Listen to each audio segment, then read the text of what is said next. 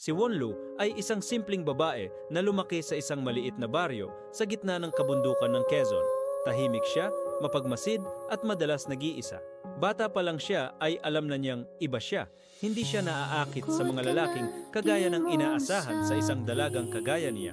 Sa halip, puso niya ay kumakaba sa presensya ng mga babaeng mababait, malambing, at may mga matang tila kayang saluhin ang bigat ng mundo. Pero sa lugar nila, ang pagiging lesbiyana ay hindi tinatanggap. Isa itong kasalanang dapat itago, isang kabaliwan na kailangang ipagdasal at paluin palabas ng katawan. Kaya't si Wonlu, sa murang edad pa lang, ay natutong mangumiti kahit ang loob niya ay basag-basag na. Sa high school, unang beses siyang umibig. Kay Leika, ang matalik niyang kaibigan. Nang aminan niya ito ng nararamdaman, biglang nagbago ang lahat. Umiwas si Leika, sinumbong siya sa guro, at pinatawag ang kanyang mga magulang. Sa harap ng buong paaralan, siya'y tinuring na isang kahihiyan. Anak, bakit mo to ginagawa sa amin? Umiiyak ang kanyang ina habang pinipilit siyang i-confess sa simbahan. Hindi ko po ito pinili, ma. Bulong niya. Pero walang nakarinig, walang nakaintindi. Tumakas si Wonlu sa Maynila pagka-graduate. Doon, nagsimula siyang magtrabaho bilang barista habang nag-aaral sa gabi. Sa syudad, akala niya ay magiging mas madali ang lahat. Pero mas malawak lang ang mundo. Hindi ibig sabihin ay mas mabait ito. May ilang babaeng minahal niya, pero lahat ay umalis. Yung iba natakot, yung iba ginamit lang siya para sa pansamantalang ligaya. Sa tuwing iibig siya, buong puso niyang ibinibigay ang sarili. Sa tuwing nasasaktan siya, buong gabi siyang umiiyak sa ilalim ng malamig na ilaw ng kanyang inuupahang maliit na kwarto. Siguro, hindi talaga ako karapat-dapat sa pagmamahal, sabi niya minsan sa sarili habang nakatingin sa basag na salamin.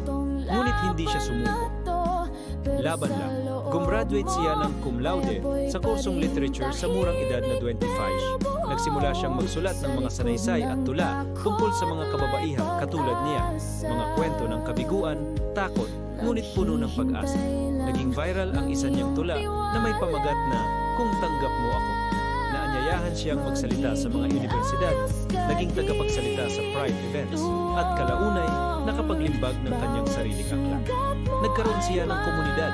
May mga taong lumapit sa kanya, mga batang tulad niya noon, nagtatago, takot, nangangarap. Unti-unti, naramdaman niya ang kaunting liwanag. Hindi man siya minahal ng mga taong inaasahan niya, minahal siya ng mga taong hindi niya inaasahan. Para sa kanya, sapat na iyon.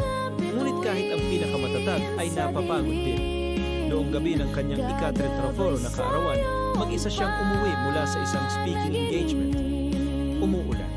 Habang nakaupo sa jeep, may biglang mensahe sa kanyang telepono mula sa taong pinakamamahal niya noon. Naalala kita. Sana okay ka. Ngunit hindi na siya umasa. Wala nang lugar para sa pag-asang paulit-ulit nang tumalikod. Sa kanyang kwarto, muling bumalot ang katahimikan. Inilabas niya ang kanyang journal, nagsimulang magsulat. Isa na namang tula. Ngunit sa kalagitnaan nito, tumigil ang kanyang kamay.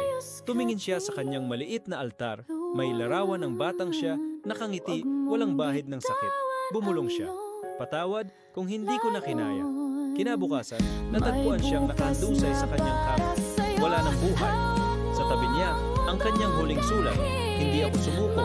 Lumaban ako araw-araw. Pero may ilang digmaan na kahit manalo ka, pagod na pagod ka na para ipagdiwang ito. Salamat sa mga nagmahal. Patawad sa mga iniwan ko. Sa wakas, makakapahinga na ako. And remember, life may knock us down, but we rise. Mas messy, mas fierce, at mas totoo. Kung nagustuhan mo to, don't forget to like, share, and hit that bell like it's your ex who ghosted you. I'm Wonlu, still healing, still slaying. See you sa next Hugot episode.